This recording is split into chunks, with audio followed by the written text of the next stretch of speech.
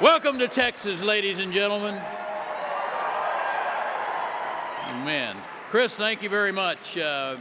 Thanks for all the work that you do at this proud organization in defense of the right of gun owners all across this country. As governor of the great state of Texas, let me welcome you all to the Lone Star State and the beautiful city of Houston.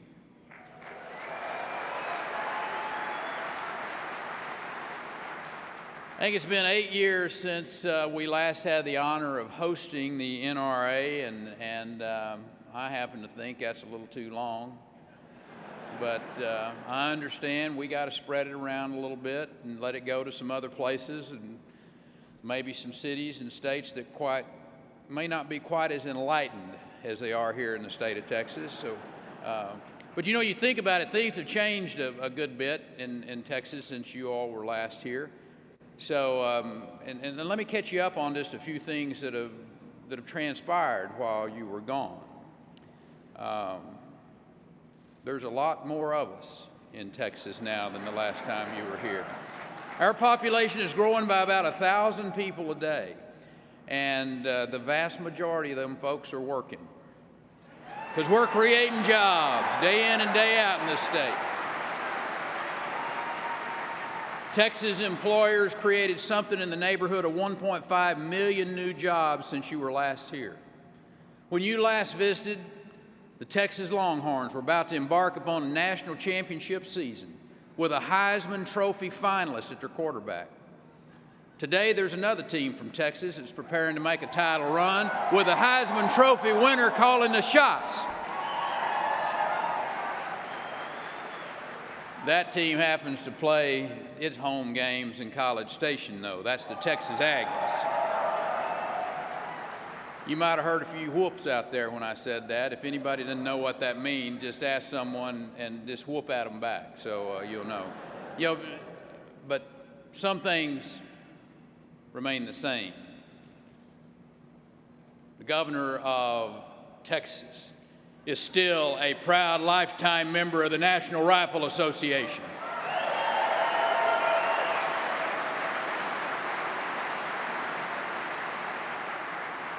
Obviously, in Texas and the NRA are almost a perfect fit. Because in Texas, we believe in freedom, we believe in personal responsibility, and we believe in the God-given right for people to have peace of mind, to defend themselves and their family.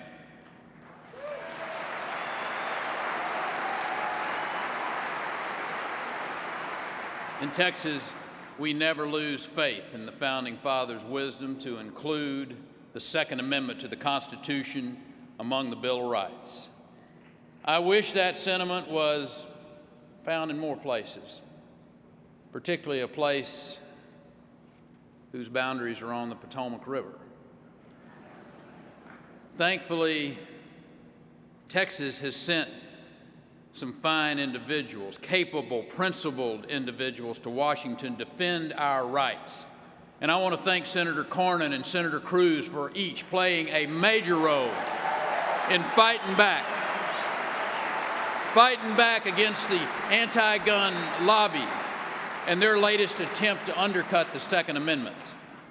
See, we realize it was just the most recent round of what's already been a long fight, but it's an important fight, and one that will ultimately win. It's part of a pattern that we see all too often. Someone clearly impaired, filled with hate, commits a horrific crime.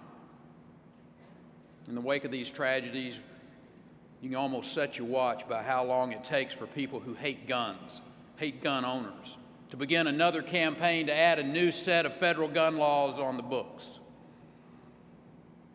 We all have empathy for the families of those who lost loved ones. Everyone does. But the correct response to these tragedies is not another federal law that criminals will simply ignore anyway. I realize to those who don't understand the issue, gun laws may look like an easy fix. And it may make some of them even feel like they've solved the problem, except they don't fix anything.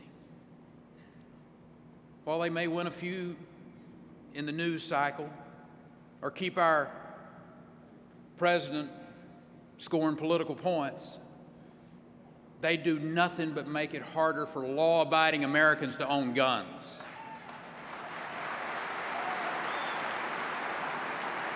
And intentionally or not, by keeping guns out of the hands of those who use them properly and legally, they're only making it easier for predators to prey on the defenseless. You know, the National Rifle Association is the voice of experience. It's the voice of common sense, reminding everyone that a threat to gun ownership is a threat to the basic constitutional right.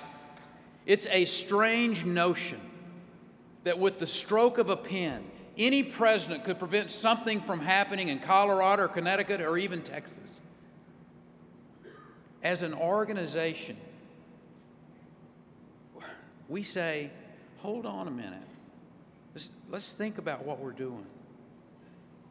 And at that point, invariably, some in the media try to turn us into the bad guys. It'd be almost laughable if it weren't such a profound misconception. Nobody likes gun violence, especially NRA members. We own guns for sport, for collecting, for self-defense. It's also a way for us to spend time with those that are closest to us. And I know personally, many of my fondest memories are hunting with my dad, with my own children. I'm looking forward to building that same relationship with my grandchildren.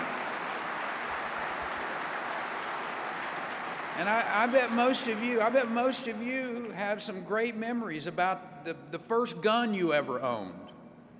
I do.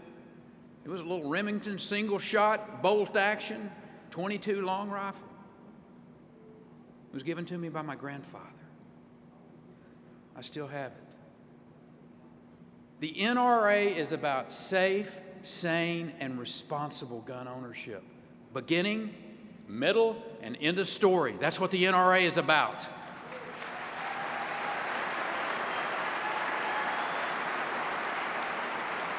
See, even beyond the basic infringement upon our rights, these gun laws sell the false premise that they're actually solving a problem. And they're not. Sure, maybe they made it harder for friends to sell or trade guns between themselves, or a father to pass on a family heirloom to their children.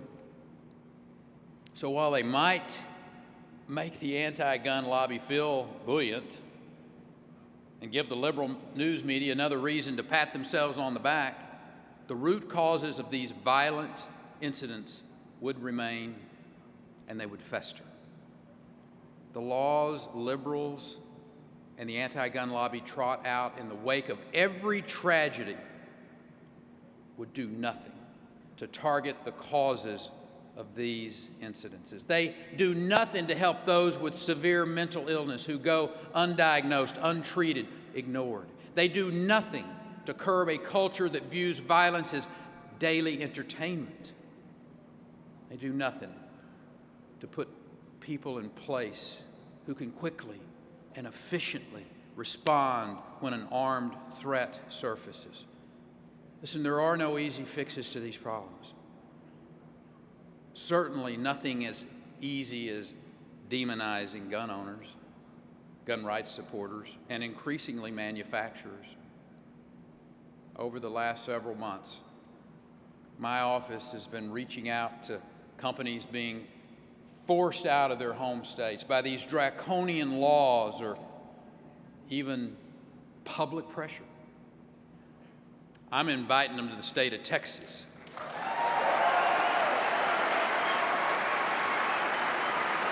Amen, brother. We will happily welcome those gun manufacturers who feel vilified, any of their employees who are in danger of losing their livelihoods due to this kind of hysteria. our message to them and our message to everyone in the country is simple.